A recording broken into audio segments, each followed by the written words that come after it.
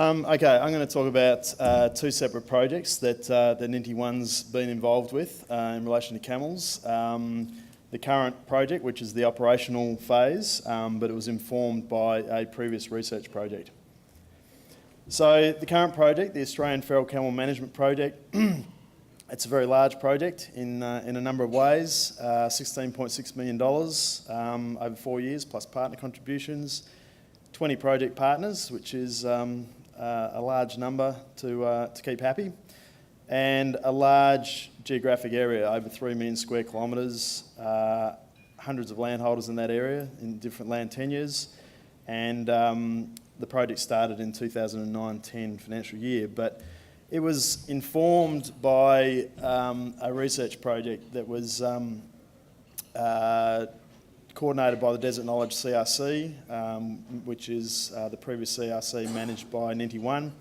That was a 3-year research project, and its overall objective was to develop a national management framework, and in doing that it had to collect all the baseline information on what was happening with the feral camel population, stakeholder perceptions, and particularly landholder perceptions, which are everything in terms of land management, reviewed the legislation, assessed feral camel impacts, and reviewed management options. And it was a very comprehensive bit of work, and it led to a direct performance indicator that in terms of a density target for camels that the Australian government was able to use in its Caring for Our Country business plan. And I think that the comprehensiveness of that work was instrumental in giving the Australian government confidence to fund a large operational phase, also managed by Ninti 1.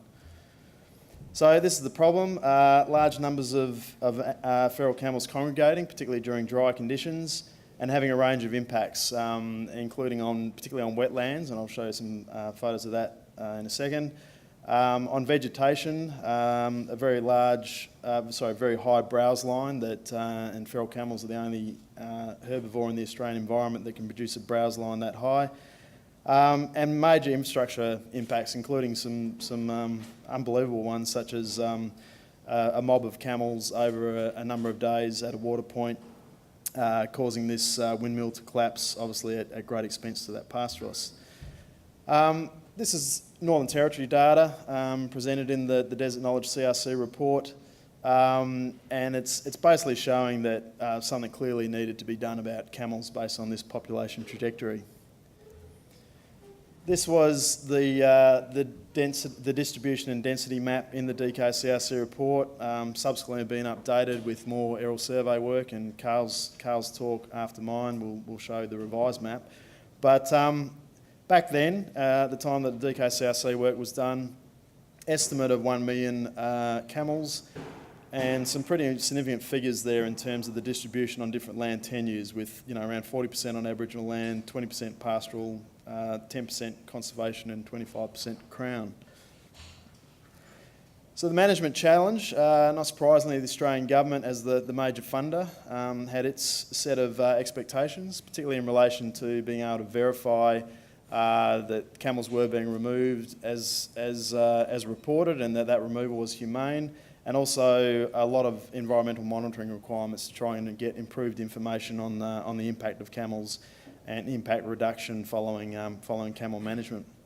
Key stakeholders, including commercial use industry and RSPCA, and RSPCA are here today, but RSPCA accept the notion that pest animals may need to be controlled under some situations, provided you can demonstrate the need for that control in terms of evidence of impact, and that the DKCRC report was pretty key in that, and provided you can demonstrate that you're implementing removal methods as humanely as possible.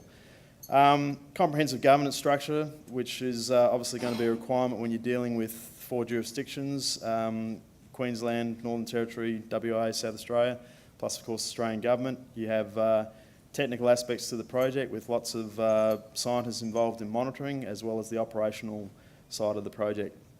Large number of landholders, very mobile animals, and we had a bit of a rainfall problem in year 2 of the project. Landholder perceptions are obviously everything in doing any form of natural resource management. You obviously need access to the land to do the work. And so it's very important to get a handle on what those perceptions are. So this is the DKCRC findings. Some of these findings have changed over the life of this project, and Carl will talk about revised perceptions of Aboriginal people. That work is continuing. It hasn't been completed, so we don't have the final results. But back when the DKCRC report was done, not surprisingly, conservation managers just wanted the camels gone. They weren't interested in commercial use options. Pastoralists, most managed camels, usually ground shooting, but they recognised that commercial use could be an option. Aboriginal lands, just culturally, generally not comfortable with the idea of shooting to waste, either from the air or from the ground, but at the same time growing frustration about impacts and definitely wanting something to happen in terms of reducing the number of camels. And the range of impacts, that the landholders themselves identified: infrastructure, livestock competition, biodiversity, water quality, cultural sites, human safety in terms of vehicle accidents and camels coming onto airstrips and camels coming directly into the communities themselves. And then also the greenhouse implications of feral camel emissions, methane emissions, as well as their impact on vegetation and carbon storage. So obviously this is part of the problem, and this is why there needs to be a national approach to camel management. Single animal, that total width of that scale, 60 kilometres, over a period I think of 9 months or so, but obviously extremely mobile animals that don't exactly respect landholder borders or state and territory borders. And this is the sort of situation that we're trying to prevent, or at least reduce the frequency of, whereby under dry conditions, camels become fixed on a particular water source. They drink all the water quite quickly, denude all the surrounding vegetation, and then the ultimate result is a fairly bad animal welfare outcome for the camels themselves in terms of dying of thirst and starvation. So management options. We worked with the Invasive Animals CRC to do a review of what the management options were. No real obvious biocontrol or fertility control candidates, certainly not in the medium term. This slide is just to illustrate, not sure how we can see that, but hopefully you can probably see a couple of eyes there anyway, but basically this is a motion activated camera shot at night time of a dingo climbing on a camel's back, just to demonstrate the fact that they don't really have natural predators in Australia, so hence we are reliant on these as the main forms of management: aerial culling and mustering. So in terms of the objectives at the rock hole and the water hole or wetland sort of level, these are the things that we're trying to avoid, and across the top these are the outcomes we're trying to achieve. So these rock holes are often culturally significant. Some of them can be a couple of metres in diameter and a couple of metres deep, and so in those cases the whole carcass can end up in the rock hole, and that's a pretty unpleasant job for Aboriginal rangers to have to clear out those rock holes when that happens. These are the 20 project partners, a mix of government agencies, University of Sorrow, Aboriginal organisations and other landholder organisations such as Ninti Cattlemen's Association. In terms of achievements to date, we have all the original project partners still in the tent, and we've added one, and this collaboration has already demonstrated benefits for other forms of natural resource management. Apart from feral camel management, we already have partners working together on other issues, and we hope that will continue into the future. We've worked closely with commercial use industry wherever commercial use is possible, and for well over half of the camel distribution it's just not feasible. Landholder consents are in place, and that has long-term benefits for ongoing camel management. And despite the washout in 2010-11, we've still managed to achieve removal of over 150,000 animals and achievement of density targets in most assets, with basically the objective is to get camels down to between 0.1 and 0.5 animals per square kilometre at different assets.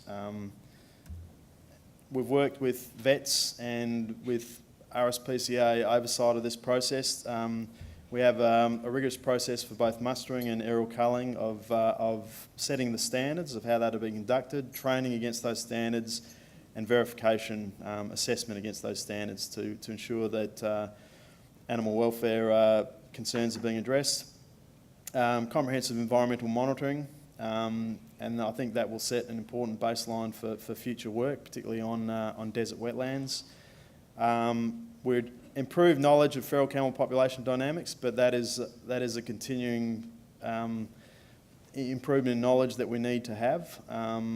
It's not an exact science, but it is a developing knowledge, and importantly, capacity building for future management in both culling and commercial use. So this project should be considered the start rather than the end of nationally coordinated feral camel management. Like all pest animals, if the management stops, they will rebound. Camels will rebound slower than most, but they will still obviously recover unless this sort of management effort is maintained. Thank you.